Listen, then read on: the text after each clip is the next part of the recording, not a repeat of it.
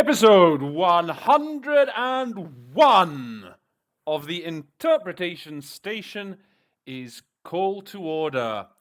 Marhaban, ladies and gentlemen. Big hello to all the Arabic-speaking followers and viewers of the Interpretation Station. I must apologize to you first. I must have a confession to make. I have been rather, as we might say, delinquent with my duties to the Arabic-speaking viewers of the Interpretation Station. It's been a while since I've made an episode. It's been a while since I've put up any material on the LinkedIn group. So I'm going to try and make up with it today, make it up to you guys today with today's episode. I said I've been delinquent, by the way. I use that word because, yesterday I was in a meeting of the Biological Weapons Convention, and they were talking, it was all about financing the convention, member states' dues, the amount of money they have to pay, you see, to the convention. And it was all about lots of states were in arrears. Okay, so these are really crucial words to know. And if you don't do that sort of thing on a regular basis, and you suddenly get thrown into it, and you're suddenly getting hit with things like dues or states being in arrears, it can be really quite hairy. And then another word. So I was thinking, geez, I've got to try and remember these words. So if you're delinquent, that means that you're behind schedule, shall we say. You'll often hear on the news people, delinquent loans, like people paying their money back but who are behind with their loans. They're delinquent. You can also call them, people who are slow and behind, you can call them laggards. So I have been a bit of a laggard with you guys. So that's just an added little vocabulary bonus for you. Before we get to the real nitty-gritty of the show. And what is the plan for today, then, I ask you?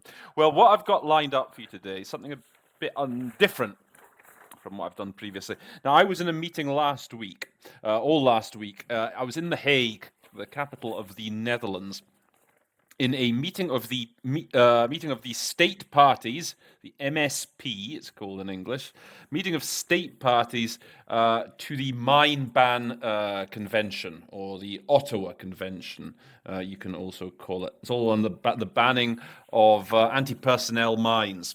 And that was good fun. It's good fun. Made a nice change. My first mission in a couple of years, actually. Pleasantly low intensity. Quite agreeable, I have to say. So anyway, but it's a subject that we don't do that often at the UN, and I don't think, I was, if you follow the LinkedIn group, you'll have seen I posted a couple of site translations from the meeting, but I thought, you know what, I should perhaps do something for you guys, you Arabic speakers as well from it, because there's important terminology to do with mines that, again, is, as they say at the UN, sort of cross-cutting, transversal. You sort of run into it in other places, in like meetings on international security, Security Council, whatever, in the news, right? And there's some important terminology that, as I say, it's really worth knowing.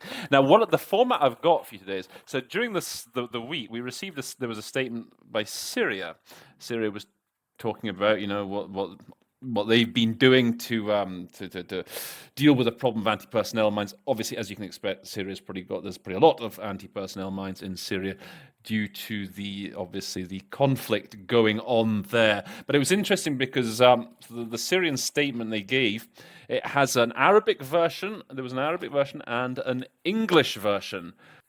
And I thought it would be an interesting exercise. I've done it once before, actually, with, I think it was Cuba, to compare the original version, the Arabic, with what the Syrian, presumably, interpreter or translator came up with as the English equivalent.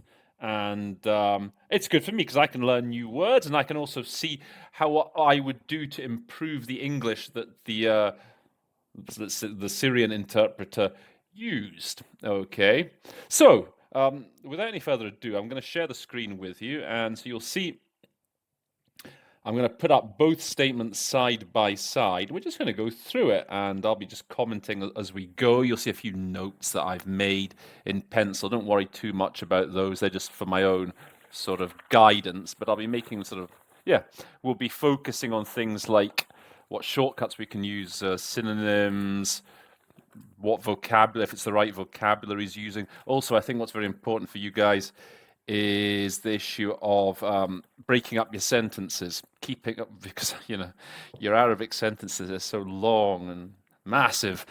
Ideas that on how maybe we could break them up. Again, I have to give myself my waiver. I'm not an expert at Arabic.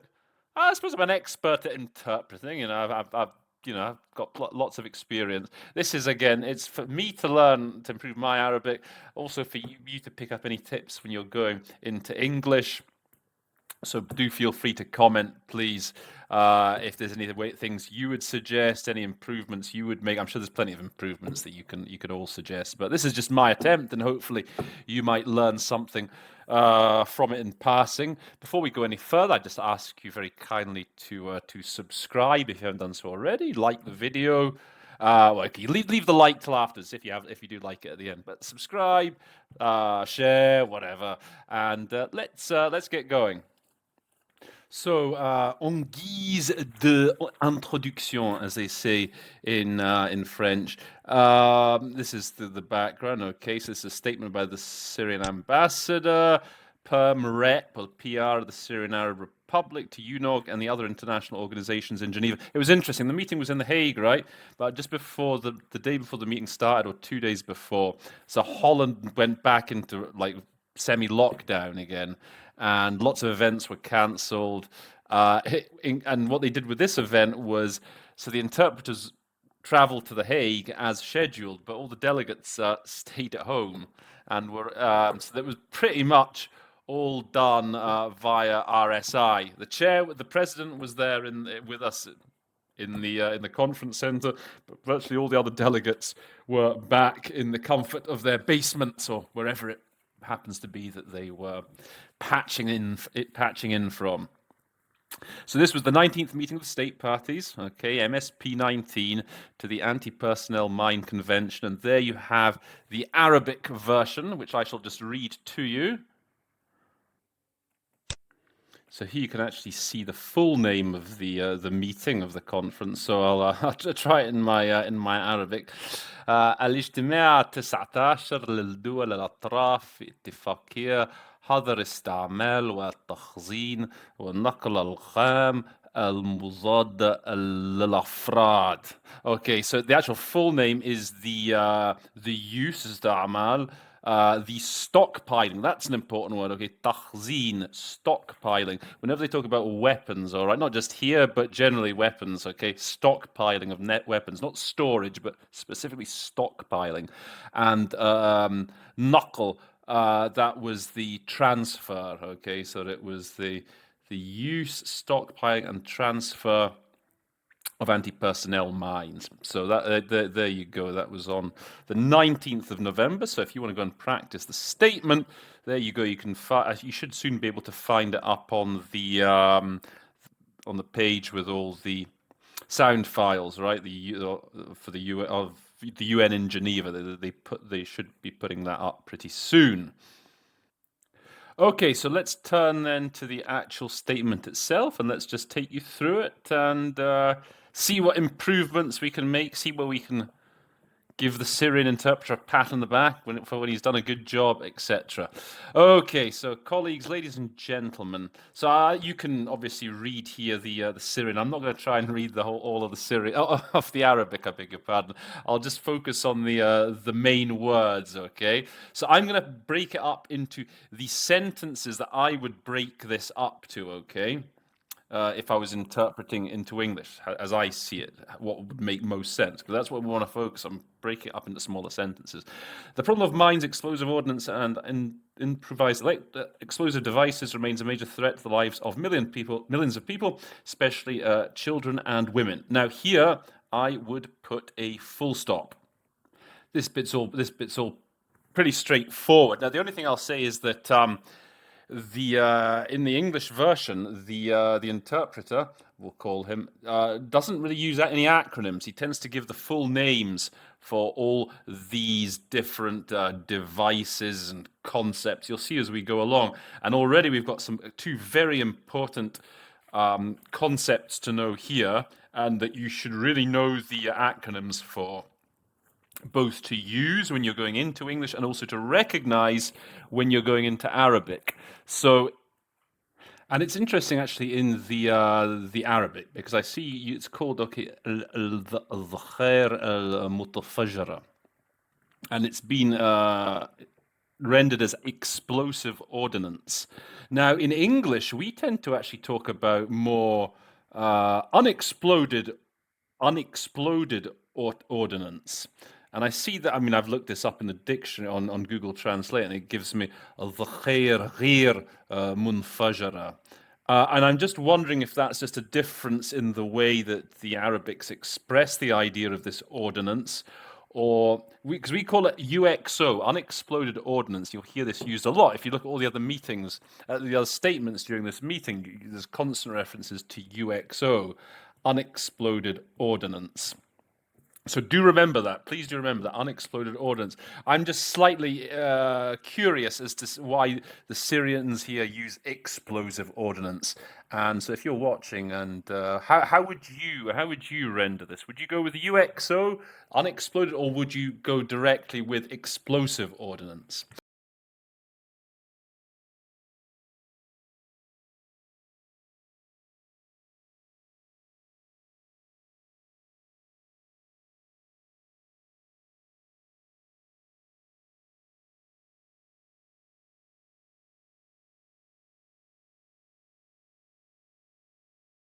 Now, the other concept here is this al-abwab al-nasifa al-murtajala. Again, very important. So this is, yes, as the interpreter puts here, improvised explosive devices, IEDs. Okay. Now they very much came to the fore, I think, originally in Iraq, Afghanistan, is when the first time you sort of saw this acronym used in the papers and the media, and we call these IEDs. You can actually see my little note there. That's a very important acronym to be familiar with. So, I mean, it's good. He's gone here with the full version the first time round, but usually I'll say, the first time you can give it the full name and then go with the acronyms. But because this whole meeting is about things like IEDs and UXOs, in this sort of situation, you could just go straight in with the acronym. And here I just put, okay, remains a major threat. I think poses a major threat. Okay, the musaddara tahdid, so poses is a good collocation to have with threat. It poses a threat. So like I say, here seems to be an appropriate moment to go with a full stop. And then to continue by saying, to turn this wasababan, just turn that into a verb, okay? So they cause, okay? In fact, what do? Okay, sababun litadmir. They cause, and so turn this into a verb, the sababa. Okay, they cause, what do they cause? The destruction. Okay, they cause the destruction of, okay, and then he goes on the livelihoods. In fact, maybe you could just drop the suburban, right? You could just say, what do? They destroy livelihoods. Arqala juhud al-wataniya, okay? So he's gone with hamper. So they hamper, they hinder, they impede development efforts and stability efforts. And the return of displaced persons to their homes in many parts of the world. Again, important word to know there is this nezihin, okay? Displaced persons, I think I would go more quickly though.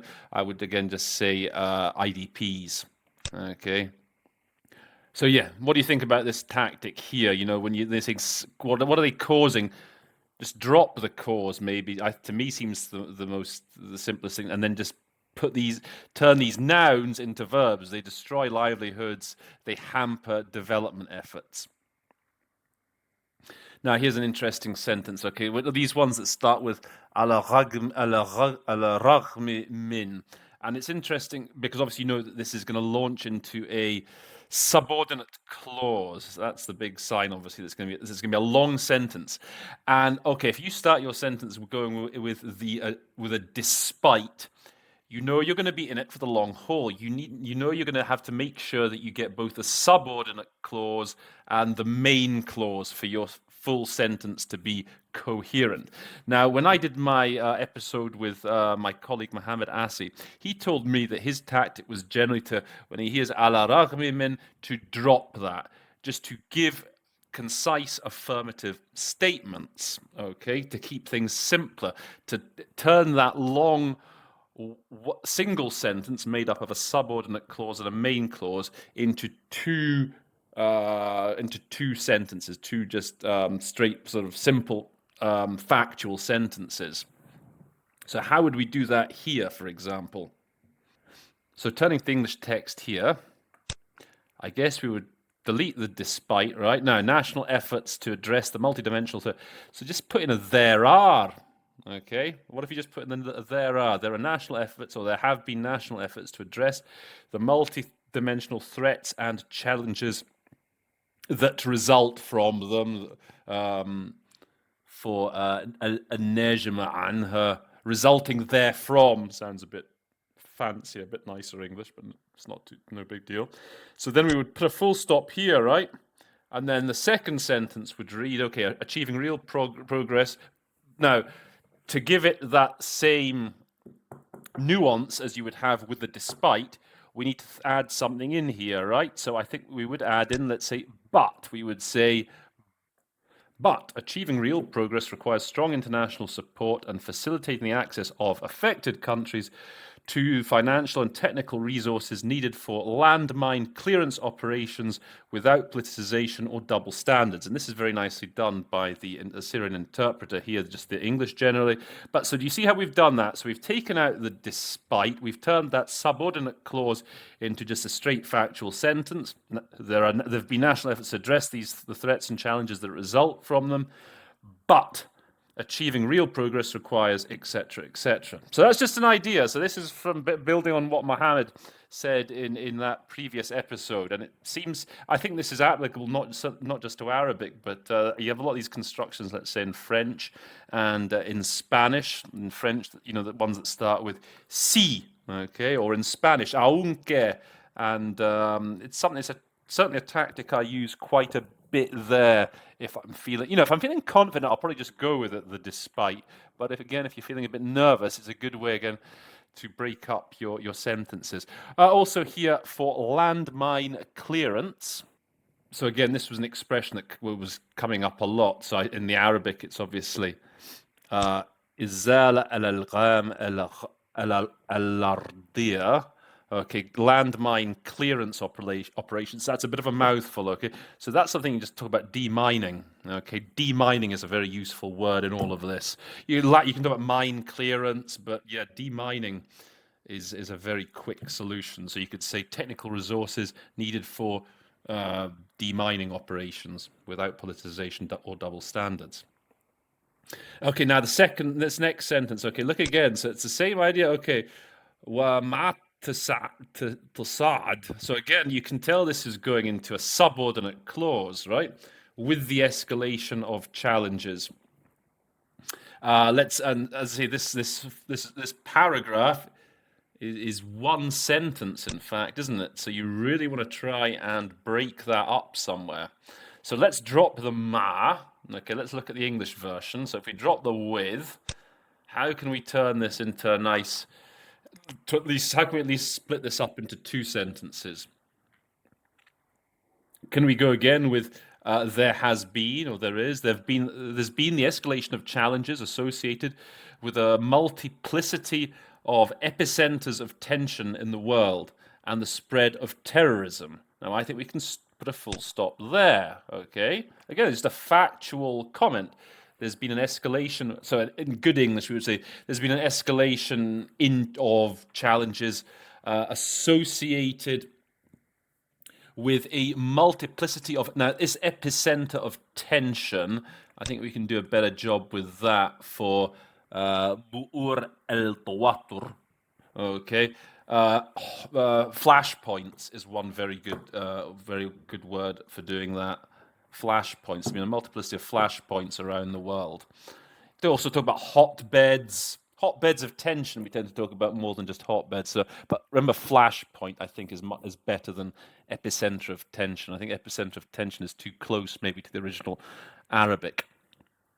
So again, seeing there's been a multiplicity or just maybe an increase of in flashpoints around the world and the spread of terrorism. Full stop. Okay, that seems a perfect place to go with a full stop.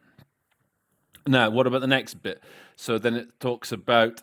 So you've got that full stop there. Now, what about now? This is a sort of a list. He's saying that these challenges associated, on the one hand, with the increase in the number of flashpoints, and also this. So again, we could start here saying, for example, terrorist organizations have resorted to the use of mines and improvised explosive and IEDs to threaten civilians and spread terrorism. Full stop. See, I've done it in the English. I've got full stop there, right? See, that reads perfectly fine in English. If we just say, there's been an escalation of challenges associated with the multiplicity of flashpoints in the world and the spread of terrorism. There's been the resort by terror organizations or terrorist organizations have resorted to the use of mines and improvised explosive devices to threaten civilians and spread terrorism. Full stop. This requires taking effective measures to combat it and to ensure that states that supply mines and explosive ordnance to terror organizations comply with the relevant Security Council resolutions on combating terrorism. So in fact, we split that whole thing up into 3 nice sentences, 2 factual ones, and then saying what needs to be done to combat that. What do you think? How does that seem to you? Okay, the last thing I'd say here in this sentence, by the way, we tend to talk about countering terrorism. Countering terrorism is really the best collocation. Combating's fine, but countering is slightly better.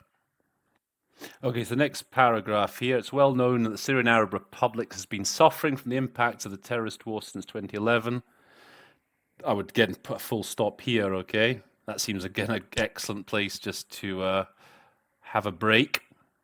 Syrian Arab Republic, by the way, so he gives the full name for it. I think generally you can probably get away with just saying Syria. Okay, I think the English delegations listening, English speaking, I think, maybe if you want, maybe the first time, maybe you say Syrian Arab Republic the first time, maybe that'll make the delegate slightly happier if he hears it at least the first time. But after that, you see, he says it again, he talks Syrian Arab Republic, I would just say Syria, okay? For a text like this, a lot of complex vocab. Don't waste your brain cells on stuff that's not that important or that's not that necessary. Okay, so if we start the new sentence here, so cross that and out. Terrorist groups such as ISIS, al-Nusra, and Hayat Tahrir al-Sham have resorted to using mines and IEDs, causing great human suffering. This is good from the interpreter. Again, I would say IEDs. If you want a different, if you want a synonym for resorted to, we used resort up here, have recurred to, you can also say have recurred to using mines and IEDs. And then, okay, this is again interesting here because we then have another على الرغم من, okay?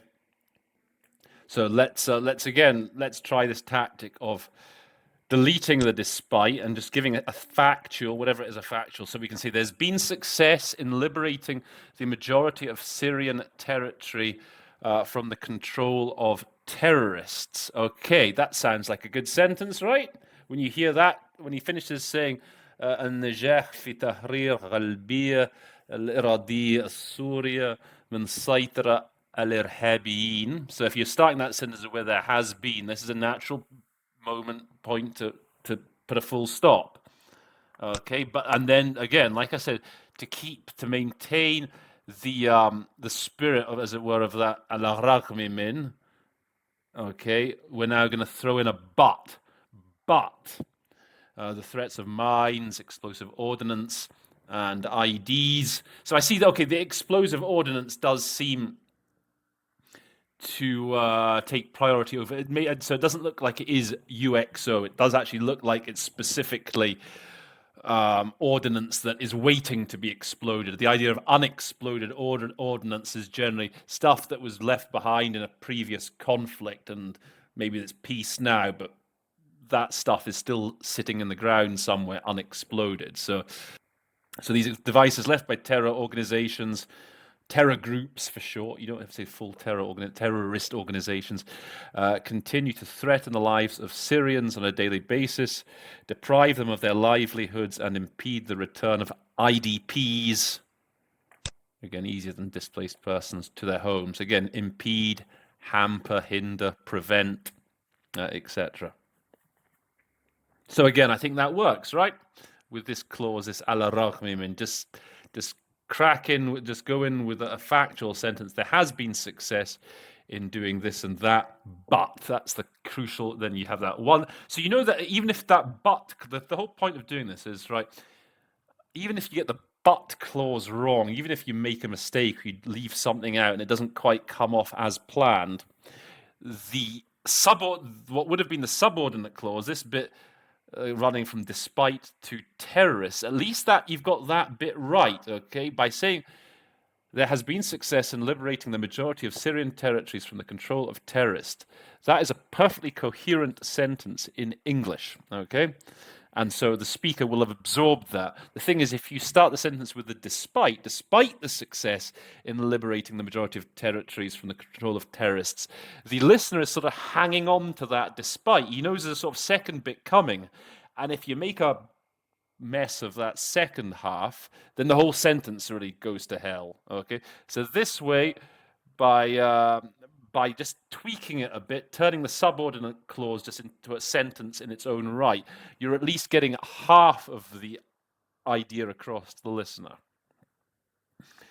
Okay, next paragraph then. So in this context, Syria, okay, now deals as a priority with. So I think in the original talks about تتعامل الجمهورية العربية السورية على سبيل الأولية. So I think here it deals as a priority. You could just say prioritizes. Okay. Because I guess when you hear that تتعامل is you're waiting for what's going to come after the noun. Okay. So when you hear على سبيل الأولية, okay, you're wondering how to package those 3-4 words, the تتعامل على سبيل الأولية. So to me, it seems, prioritize as one word is a good shortcut rather than having to go to the length of going attaches priority to, for example. Just so prioritize as a verb is a very useful single word solution. The issue of, clearing mines, demining, explosive ordnance Ieds left by terrorist organizations. Again, your little shortcut there is maybe terror groups. And here I think you can put a full stop, okay? That's again a coherent sentence you've just given. And then, okay, when the sentence continues, in order to protect its citizens, you throw in like a this. You say, this in order to protect its citizens. So the this more or less covers this whole bit, okay? If you throw in a this in the new sentence and this in order to protect its citizens, it's the same meaning. To protect citizens, ensure safe return to their homes, and address humanitarian, social, economic consequences arising. So this is a favorite, isn't it? A phrase in Arabic. This an-najma anha. Associated there. I think you just actually say associated, arising therefrom, thereof. It's pretty good. If you hear at the end, you can see address the associated humanitarian, social, and economic consequences, the related consequences. But it's again, it's quite a flowery. It's quite a nice sounding way of doing it, arising therefrom. In view of the magnitude of the areas and the work to be carried out in this next sentence. Often I'll just say, بالنظر إلا, given the size of the areas, given the magnitude is pretty good. Again, just to make this a little bit quicker, والعوامل التي تعين القيام بها. Given the size of the areas and the work involved. Okay, quickly, rather than just to be carried out, just say involved. And to benefit from its technical expertise and secure financial support, the Syrian government signed a Memorandum of Understanding with the United Nations Mine Action Service UNMAS in 2018. Stop. Okay, here's another full stop. That's, again, seems to me a very sensible place to just put a full stop and complete the sentence. A couple of things just to point out here. Okay, Memorandum of Understanding for Memorandum of Understanding.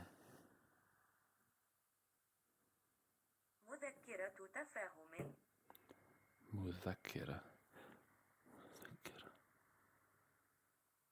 So this idea, this مذكرة تفاهم. Is that if I said it right? مذكرة تفاهم. Okay, Memorandum of Understanding. Often you'll hear that, the acronym actually use an MOU. You'll often hear that, MOU. And this is, again, okay, this is important. You, an organization, if you're going to be talking about mines, you're inevitably going to run into the United Nations Mine Action Service. دائرة الأمم المتحدة لخدمة الألغام UNMAS. Okay, UNMAS. So often they'll talk about demining. They'll often talk about mine action. Mine action is almost a sort of valid synonym or alternative to mine clearance, demining, mine action. They all more or less come down to the same thing. So we're going to put a full stop there. And again, here you would start and develop. So you need to throw in, obviously, you delete the and, we put in like a we or something, right? We developed an action plan that begins with educating citizens in mine-contaminated areas and then moving to demining them and providing assistance for mine victims. So this idea here, I just had an idea, okay, this بتوعية المواطنين. Okay, so the interpreter's gone here for educating. I think it's all about, awareness raising, outreach, if I'm not mistaken, right? When you use the توعية, sensitizing. I think it's it's a bit different to maybe educating. Educating's fine, I think, but I think generally we would talk about raising awareness of citizens, sensitizing citizens in mine contaminated areas. So again, often they'll talk. That's a valid solution. Actually, that's a word they use quite a bit. These regions, territories are contaminated, not polluted, contaminated specifically. Although I think you could probably just say in mined areas, and then moving to demine them and provide assistance for mine victims. Maybe you'd want to say proceeding, then move. Okay, I know in the Arabic it's knuckle, right? ومن ثم الانتقال إلى تطهيرها. So yeah, okay, moving to demine them, proceeding to demine them. I think proceeding to maybe sounds a little bit better, but I think it's a big deal. Okay, and then this next paragraph. Work in the field of educating the population. Now I know in the Arabic it says في مجال توعية. So, but I think you can, in English, you just sort of do a bit of a shortcut, just say work on educating the population about the risks of mines and explosives. So I think you could just delete that, right, and just say on, work on. Okay, includes implementing training courses to prepare facilitators of women and men of various ages. Okay, so first of all, again, full stop, right? Take those full stops when you can. There's my bit of advice to you. A couple of vocabulary things maybe to point out. So training courses, to prepare facilitators, maybe to train. Here's maybe where you'd use the train instead of prepare. Although I see in the Arabic, okay, say li'adad. Right, with li'adad, can that be also to train in this context? I know it's more prepare. Just to ask a question to you. when we say train here? Would you be all right with that? Holding workshops to train facilitators. To me, facilitators seems a slightly awkward word in English. Maybe trainers. What do you think? Facilitators doesn't sound quite right to me. Hosting workshops to maybe to prepare trainers of women and men of various ages. Now,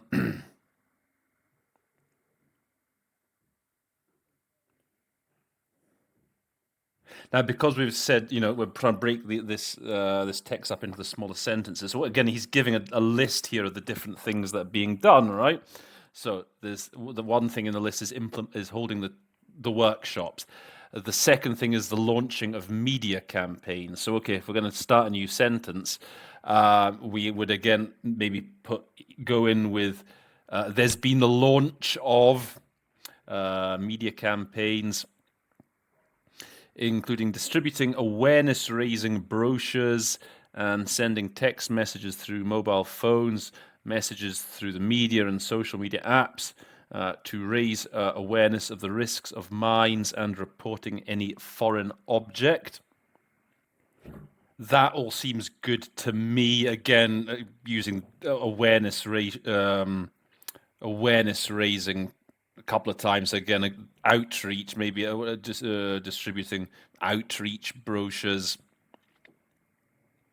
So it's good to have a couple of different solutions. That's a sort of, as my colleague Dan Harrison would say, it's like a semantic field.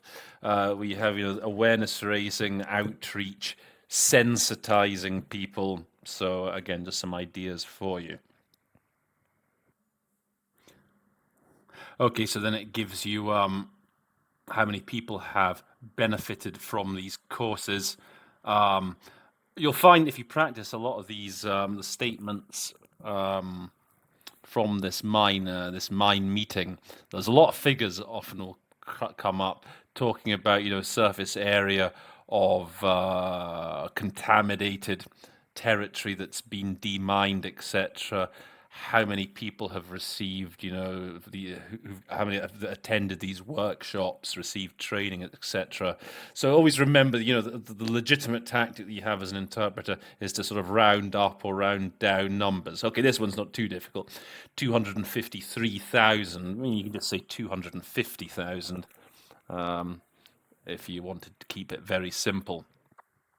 Benefited from awareness sessions on the risks of mines and improvised explosive devices. Yeah, I would maybe just say awareness raising sessions, outreach sessions again on the risks of mines and Ieds.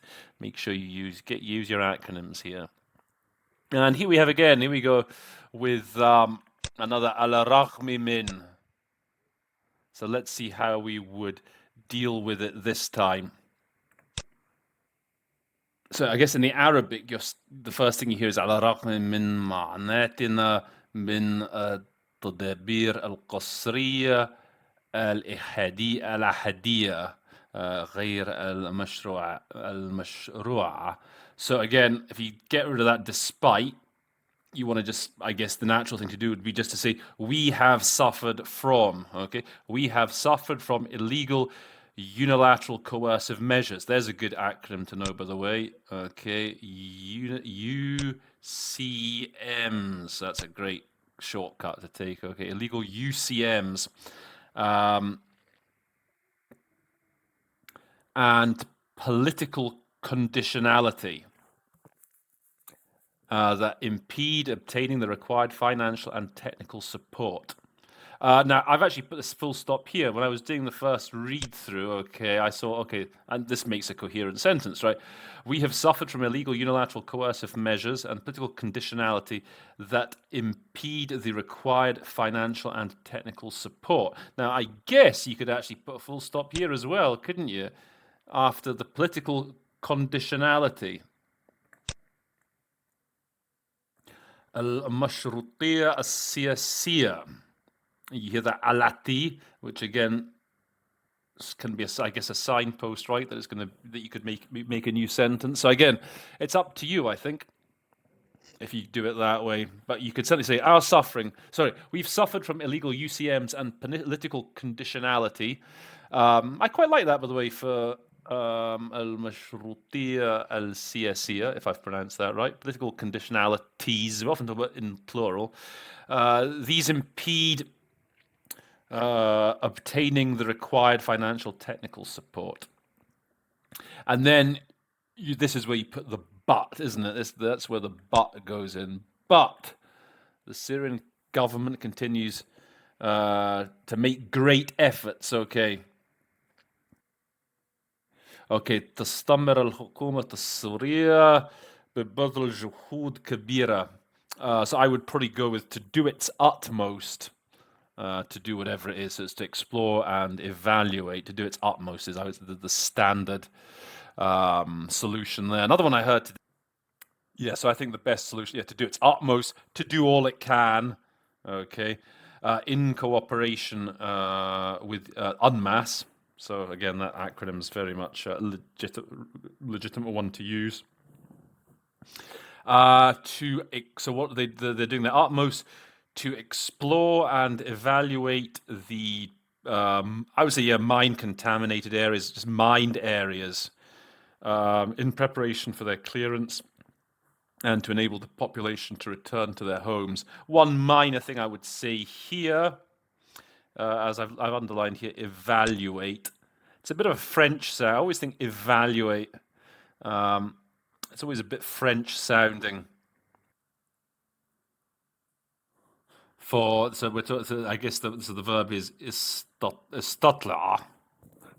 Istotla. I said it right. To assess. So my go-to is usually assess.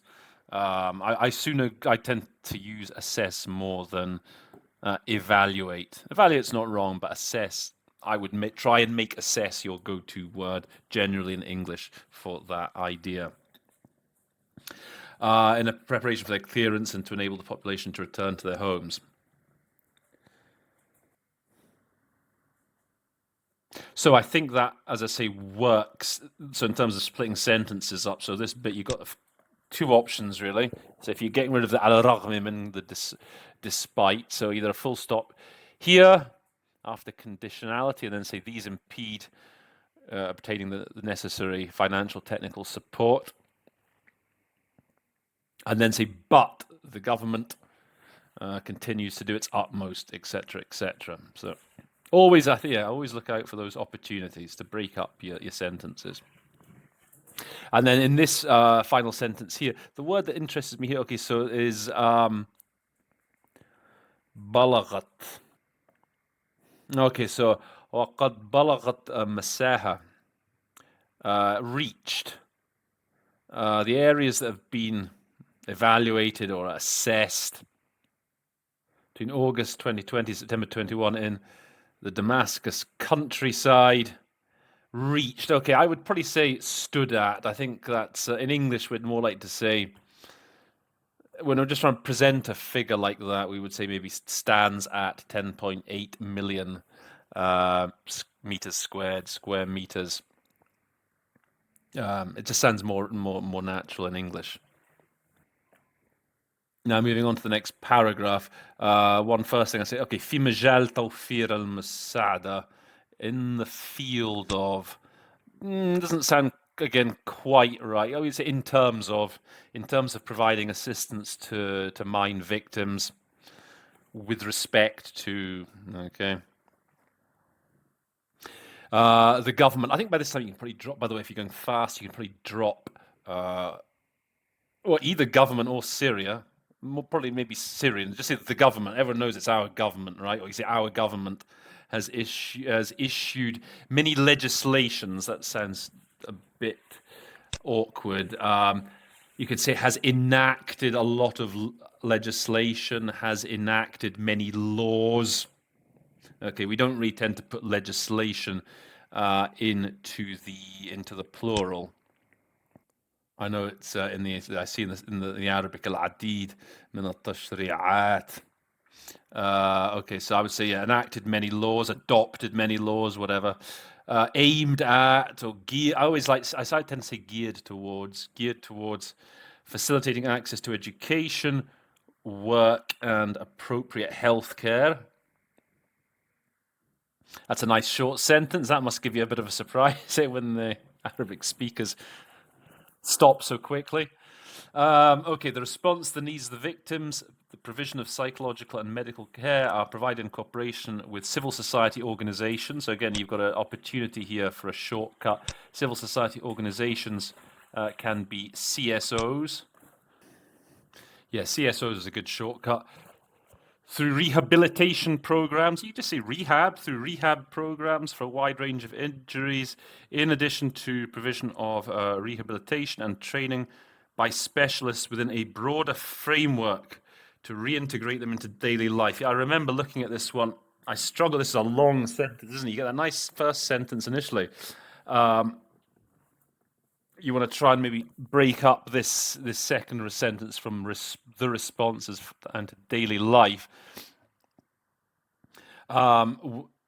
You would, the most obvious place is again through this when you hear are provided in cooperation with civil society organizations. Okay, full stop. And again, say that this. Remember how we did it before? So, and this through rehabilitation programs for a wide range of injuries, in addition to providing rehab and training by specialists within a broader framework. Framework is a word. I'm not a big fan of frameworks. I didn't talk about contexts, to be honest, myself, more and more, within a broader context to reintegrate them into daily life. Okay. Again, framework is fine. Context, again, sounds slightly more naturally English sounding. But yeah, I had difficulties when I was going through that sentence. Okay, so this next sentence that cracks in with bil muqabil. Okay, so the Syrian interpreter gives on the other hand. I would probably just go with however, to be honest. Generally, when we say on the other hand, it tends to be as tends to be one of those phrases we say on the one hand this has happened, on the other hand something else. Not always, but I think however is quicker to say, and it's just a snappier way of expressing it. I think. Now this is an interesting point grammatically here that I wanted to share a couple of ideas with. So when you hear this, okay, in إصرار الدول الغربية على, okay, so this noun, okay, إصرار, the insistence. When you start a sentence saying, okay, the insistence of Western countries to continue to impose unilateral coercive measures or UCMs on the Syrian people and expand their scope. So you can't stop there, okay? The listener is waiting for a verb, all right? Because you've put israr, which is obviously a noun in the original Arabic, and you've gone and you've replicated that in the English by saying the insistence. And it puts you in a slightly tricky position as I see it. Because the sentence then goes on down here, okay, israr, you have the israr, and then down here you have wal imtina'. Okay, that's another one. So the insistence and the refraining from. Okay. Now to the listener's going to be one asking himself, okay, what are they doing? The insistence and the refraining from. What are they doing? What's the verb? Because the verb that links to the insistence and the refrain, and indeed the linking of them, okay?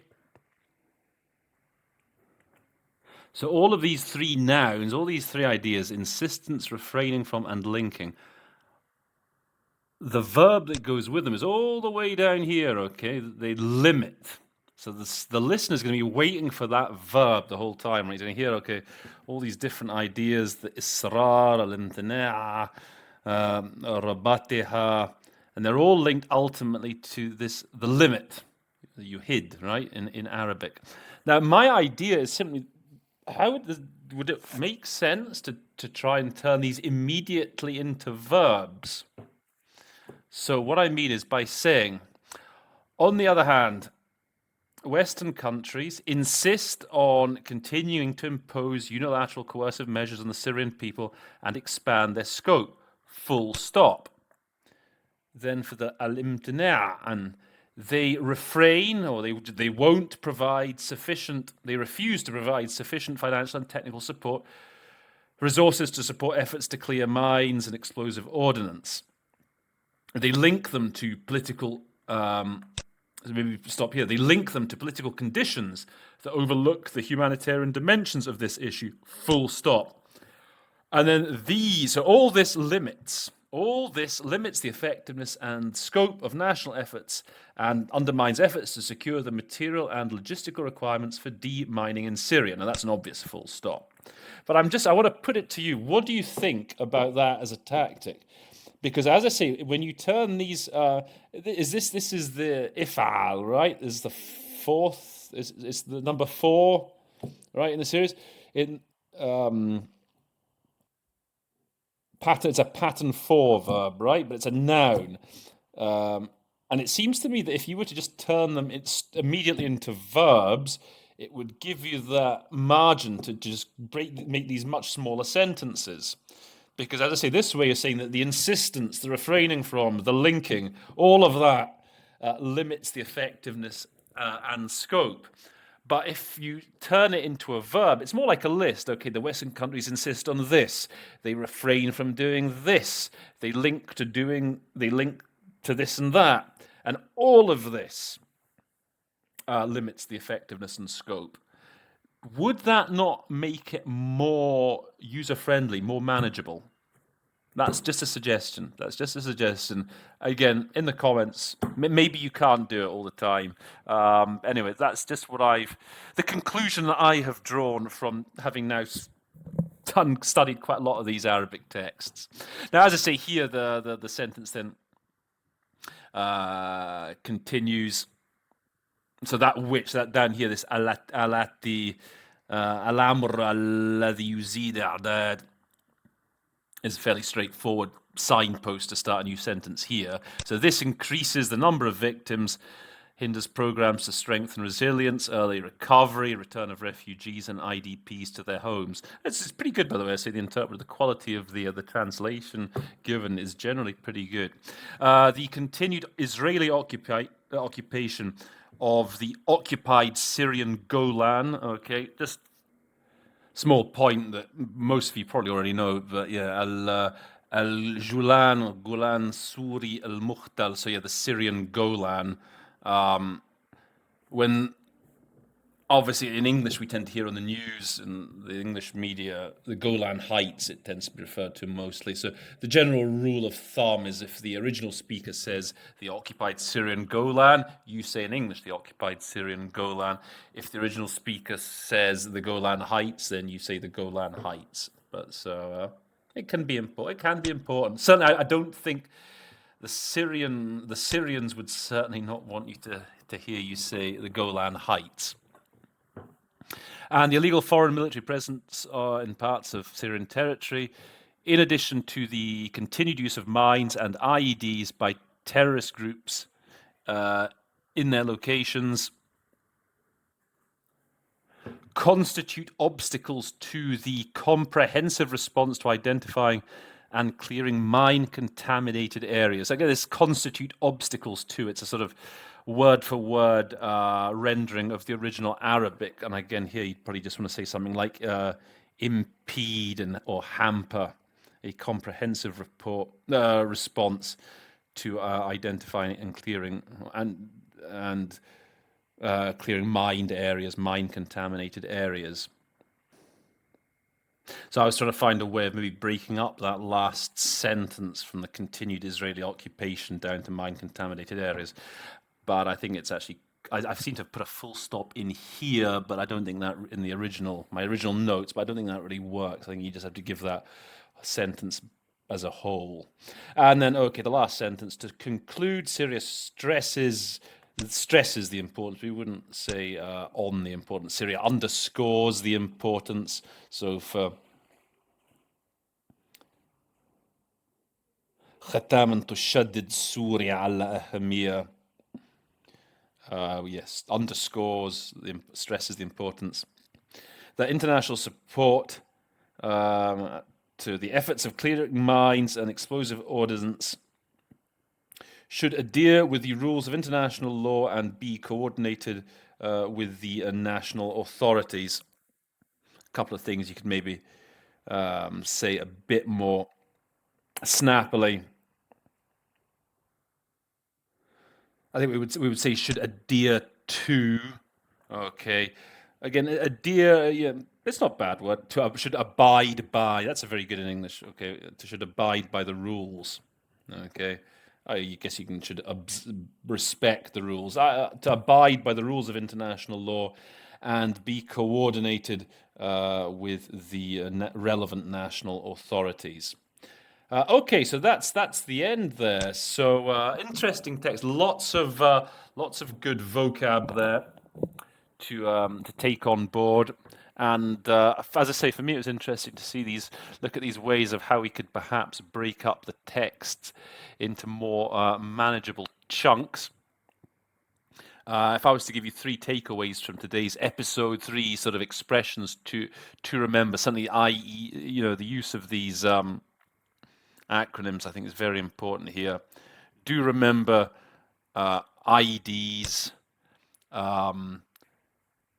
Do remember that you've got the unexploded ordnance, UXO. So as I say, it's interesting here the difference between explosive ordnance and unexploded ordnance. One other related expression that I think it's worthwhile remembering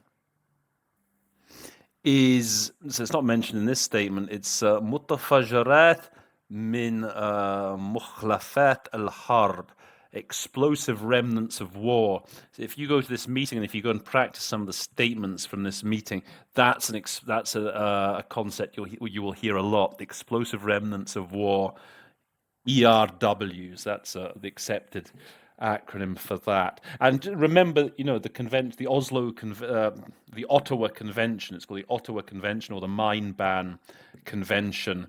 That can come up in many contexts. So, as just a basic thing, remember that.